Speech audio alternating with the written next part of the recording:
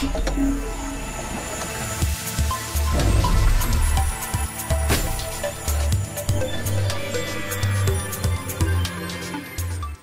is going on, ladies and gentlemen, I'm Steven and welcome back to another China phone review. Now today we're going to have a look at the Axgio Neon N2Q directly from Axgio.com. This phone is a low budget phone and retails for only $115 to $130, but comes with some pretty decent specs. So if you're interested, just check out the link down below in the description. And don't forget to check out ChinaDevices.com for your latest news about China phones. Okay guys, so now let's get started. Okay, so first let's quickly check out the specs of the smartphone. It comes with the MTK 6592M 1.4 GHz octa-core. So not the 2.0 version, it's just a little bit slower, but anyway still enough power. It's running Android 4.4 KitKat straight out of the box.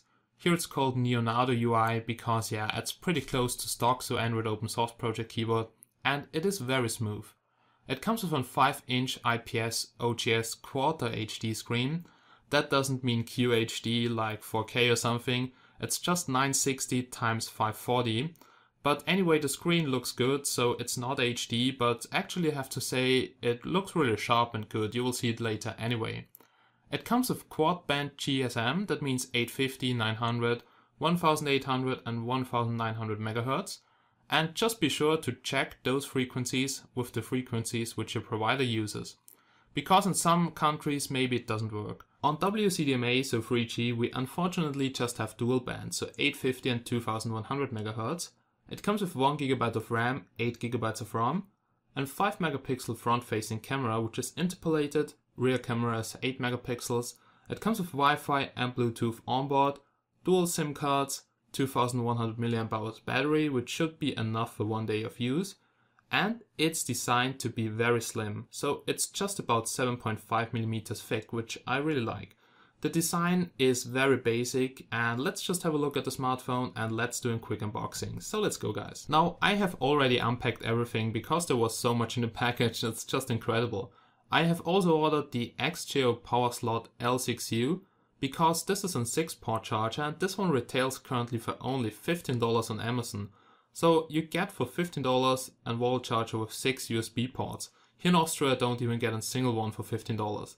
And it also supports quick charge. So here you can see we have 2 pairs of USB ports which share 2.4 amps. So you can really quickly charge your devices. Then here you can see the power plug adapter. I have to use it because yeah, it came with the American one. But this one was included and it's pretty easy to use. Then now let's have a look at all the things which came with the smartphone, and you see they have included a lot of accessories. But first of all, let's start with the charger. It's a simple AC-DC adapter, and I would definitely recommend if you purchase this phone, just go with the Axgio L6U, because $15 for a 6-port charger, pretty good price. Then here we can see the user manual, pretty basic. And yeah, no pictures and you probably won't use it. Then here we can see a flip cover. This one here was included for free and I really like this textile. It looks very classy and yeah, you can flip it up and basically it replaces the standard cover, so it's actually a second cover. And I have to say it looks kind of nice, and yeah, this one here is included for free and you don't have to buy it. But that's not everything you get for free. You will also get this transparent or semi-transparent protection cover.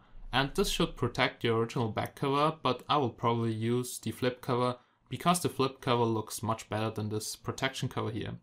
Okay, then also included is a headset. It comes with in-ear speakers, and I noticed that a lot of Chinese companies don't include headsets anymore. And yeah, this seller does. Here you can also see the mute button for the microphone, and it doesn't look like the speakers would be good quality, but anyway, yeah, it's included for free. And a lot of Chinese companies don't include headsets anymore. Then let's have a look at this. So in the package of the smartphone, I found 5 screen protectors. So why the fuck would I need 5 screen protectors? Because there's already one on the smartphone.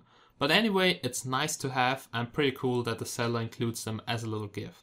Then here you can see the micro USB charging cable, pretty default one, you can replace it with every charging cable you want to. And last but not least, it also came with a leather case. So that's just a sleeve for the smartphone, and I won't use it because I have the flip cover, but pretty cool, it's included for free, and yeah, I like free stuff. Okay, so basically that's everything you can find inside of the package. And now I would say, let's have a look at the Axgio Neon N2Q. So let's go, guys. Oh yeah, then now let's have a look at the smartphone. And it's designed to be very simple, but also very slim. Here you can see it's only 7.5mm thick, and it's not that slim like the Yumi Zero, but yeah, it's just an $115 device.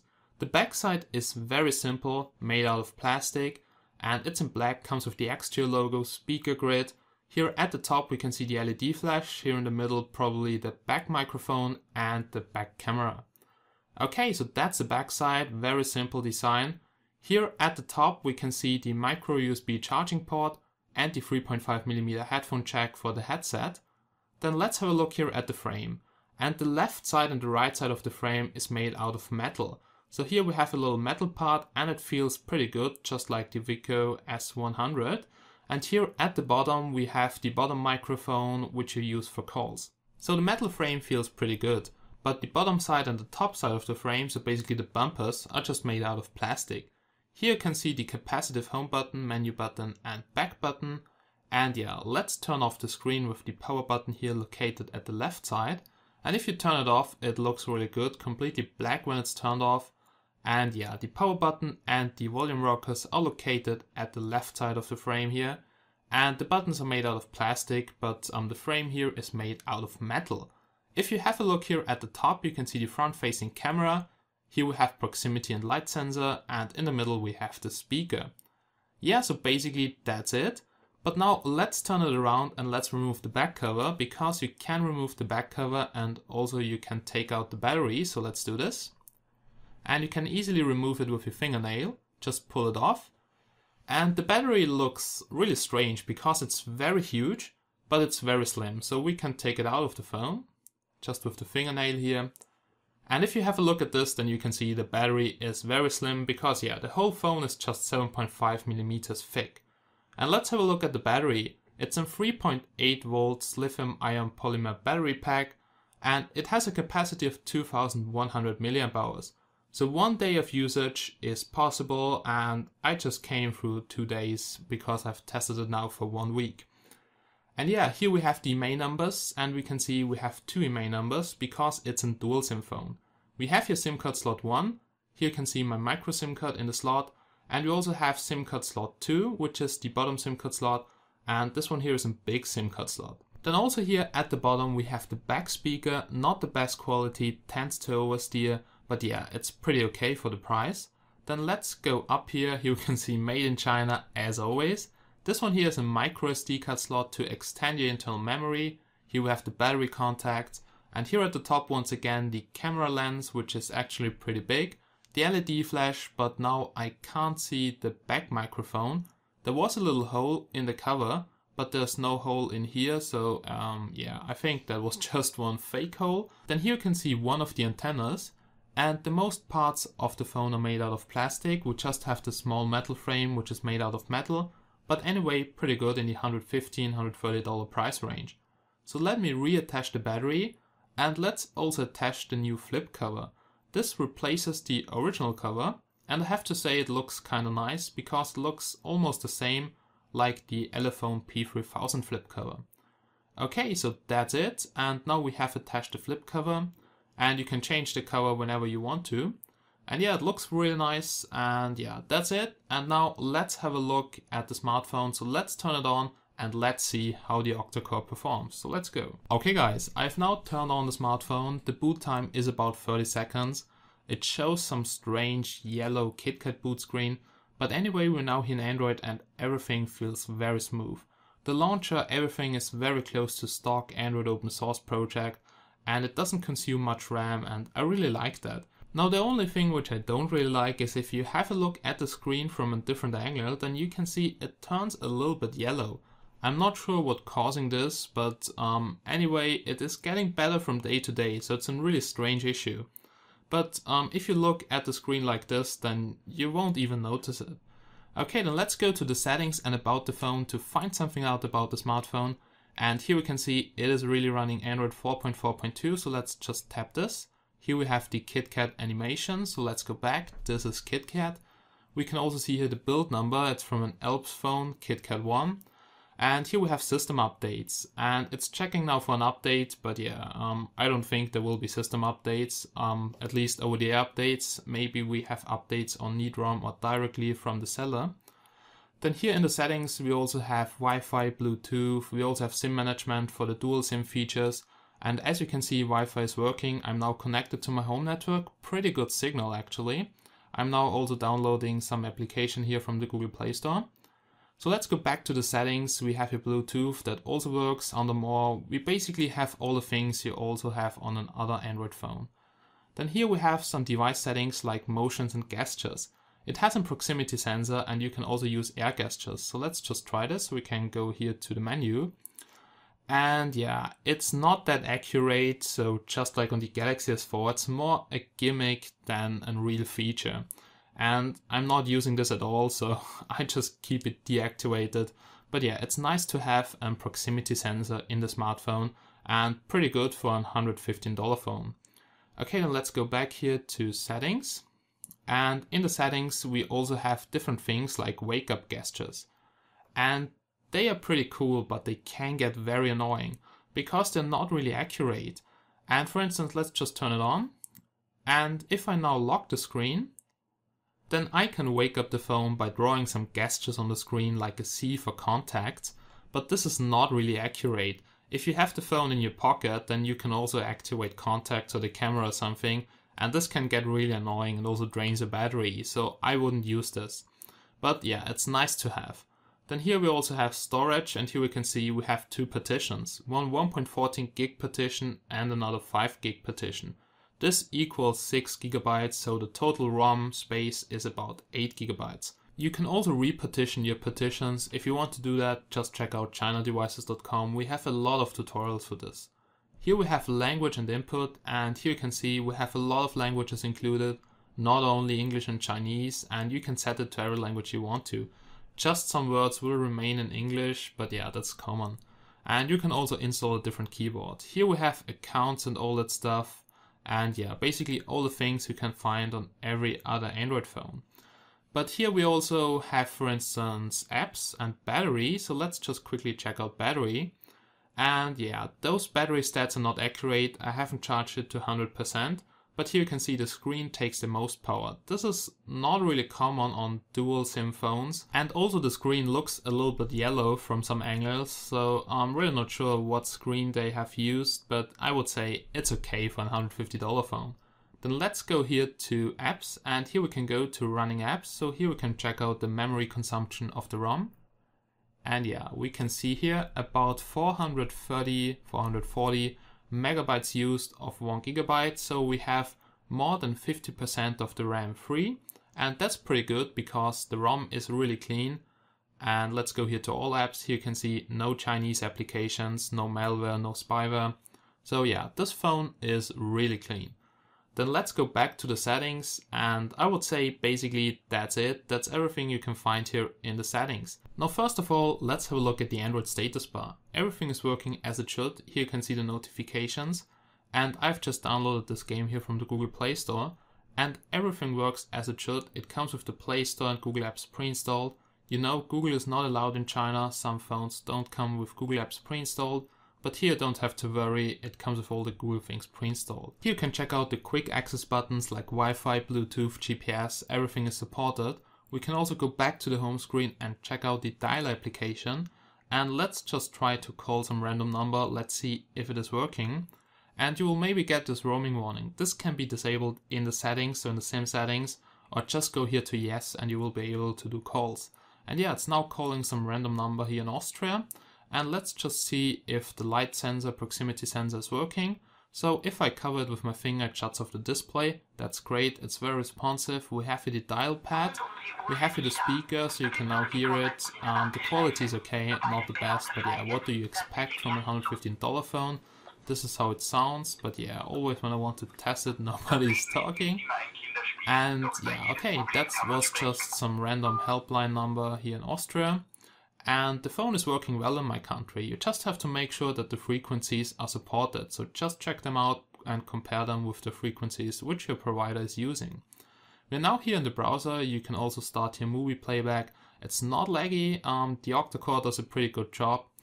And it's not a high-end phone. It scores about 30k in Antutu, but it's okay for watching movies, for just watching YouTube movies, for playing casual games. That's pretty okay. The Octa-core does a pretty good job. And yeah, my Wi-Fi totally sucks. I hate my fucking provider here in Austria. I just have 5 Mbits down, 1 Mbit up, and oh my god. But anyway, let's try it a little bit later. Then here we have the messaging application. We can check out the keyboard, no ghost touches, feels pretty good. Also, if you type very fast here with 2 fingers, absolutely no issues. Keyboards can be replaced. Yeah baby, it's Android. And yeah, that's it. That were the main functions of the smartphone. Then let's quickly check out the applications here. Now it comes with the basic things pre-installed, very clean. And now let's check out the camera application. And let's go outside and let's do a little camera test to see how good the camera on this device is. We're now here outside, 25th of December, no snow, I love it. And yeah, this is the camera application of the Axgio Neon N2Q, and that's the back camera. It feels pretty good, it's not laggy or shaky. And yeah, just the shutter is a little bit slow. As you can see, we have working tap autofocus. The tap autofocus is not really accurate, and yeah, but it changes the lighting properly, absolutely no issues, but it's just a little bit slow and not that accurate. That's the front camera, it's okay, it's not laggy or something, but yeah, not 5 megapixels, but it looks okay for Skype or some random selfies. Then here we have video mode, and it already looks blurry on the smartphone. I bet it looks not good on the PC, but I will try to upload a sample video down below to the description. And here you can see the settings. Here we have the basic settings. So just as always, this is just the basic Android camera application. We also have here the camera settings, so that's a little bit more important. Here we can see picture size 8 megapixels. If you switch to preview size full screen, so 16:9 format, then you can see it drops down to 6 megapixels. So if you want to have 16:9, you go back to 6 megapixels, and yeah, that's a little bit annoying. You just have 8 megapixels interpolated here in 4:3 mode. Anyway, yeah, it's okay for taking snapshots or something, but let's see how the quality is. I will just upload some test photos, and you can check them out if you click the link down below in the description.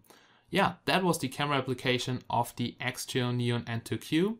And let's go back inside and let's have a look at the rest. Now that was the camera application, and you can also use the Google camera application because it's KitKat baby, and you can find the camera sample pics down below in the description. Now let's have a look at the flashlight, and here we can see how strong it is, and I would say it's pretty okay, not yellow or something, it's really white. Yeah, it looks kind of good and pretty okay on smartphone. Then let's go back here, let's switch off the torch, and let's check out the other applications. It also comes with FM radio support, but you have to use the headset as antenna. Comes with all the Google apps and settings pre-installed.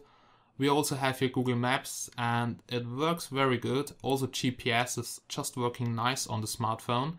The MTK 6592 has a lot of improved GPS features, and it's definitely better than any 6572 or 6582. Okay, now here we have some other applications, but basically nothing special. You can see I have Super SU, so this phone is rooted. It's a little bit hard to root this phone, you have to read back. One-click root exploits will fail. Also, I could upload my recovery to chinadevices.com, so if you're interested, you just have to flash it and then you have root access. So yeah, that's it. That was the Axgio Neon N2Q. Now you will see a video test and a little GPS test, and after this you will see the benchmarks.